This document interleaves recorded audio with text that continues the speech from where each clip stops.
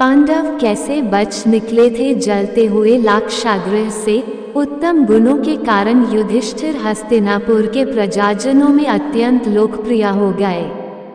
उनके गुणों तथा लोकप्रियता को देखते हुए भीष्म पितामह ने धृतराष्ट्र से युधिष्ठिर का राज्याभिषेक कर देने के लिए कहा, परंतु दुर्योधन नहीं चाहता था कि युधिष्ठिर राजा बने, अतः उसने अपने पिता धृतराष्ट्र से कहा, पिताजी, यदि एक बार युधिष्ठिर को राजसिंहासन प्राप्त हो गया तो यह राज्य सदा के लिए पांडवों के वंश का हो जाएगा और हम कौरवों को उनका सेवक बनकर रहना पड़ेगा।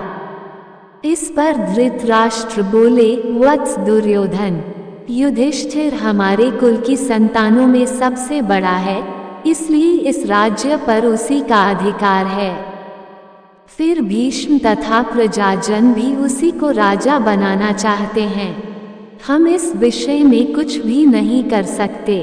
धृतराष्ट्र के वचनों को सुनकर दुर्योधन ने कहा, पिताजी, मैंने इसका प्रबंध कर लिया है, बस आप किसी तरह पांडवों को वारणावत भेज दीजिए। उधर दुर्योधन ने पहले से ही वारणावत में पांडवों के निवास के लिए पुरोचन नामक शिल्पी से एक भवन का निर्माण करवाया था, जो कि लाख, चर्बी, सूखी घास, मूंज जैसे अत्यंत ज्वलनशील पदार्थों से बना था। दुर्योधन ने पांडवों को उस भवन में जला डालने का षड्यंत्र रचा था। धृतराष्ट्र के कहने पर युधिष्ठिर अपनी माता तथा भाइयों के साथ वारणावत जाने के लिए निकल पड़े।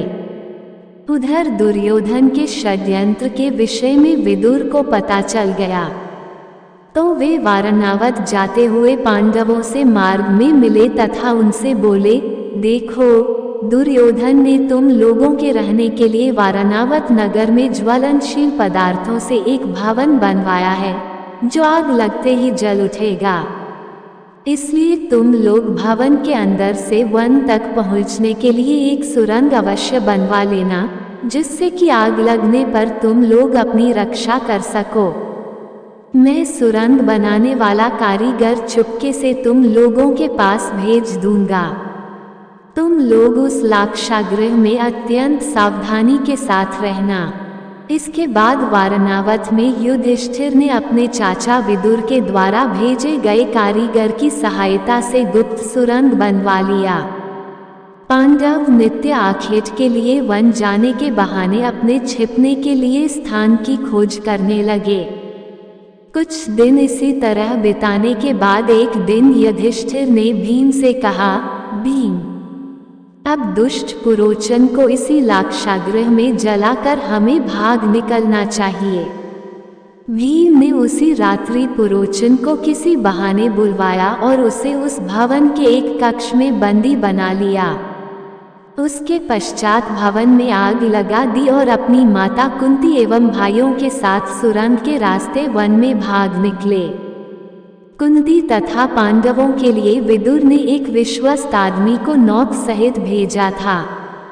सुरंग जिस जंगल में खुलती थी, वहां गंगा नदी थी। विदुर की भेजी हुई नौक की सहायता से वे लोग गंगा के दूसरी पार पहुंच गए। जब महल जल गया और वे गुप्त रूप से बच निकले, तो सारा शहर आकर पांडवों की कथित मृत्यु पर विलाप करने लगा। हस्तिनापुर में धृतराष्ट्र ने भी शोकमग्न होने का दिखावा किया। दुर्योधन ने 3 दिन तक खाना नहीं खाने का ढोंग किया।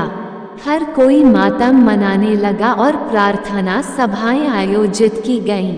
पांडवों और कुंती ने उस आग को एक दुर्घटना की तरह दिखाने के लिए हर संभव कोशिश की थी, परंतु मामा शकुनी सहित कौरव और उनके मित्र नहीं जानते थे कि उनके दुश्मन यानी कि पांडव अब भी जीवित हैं।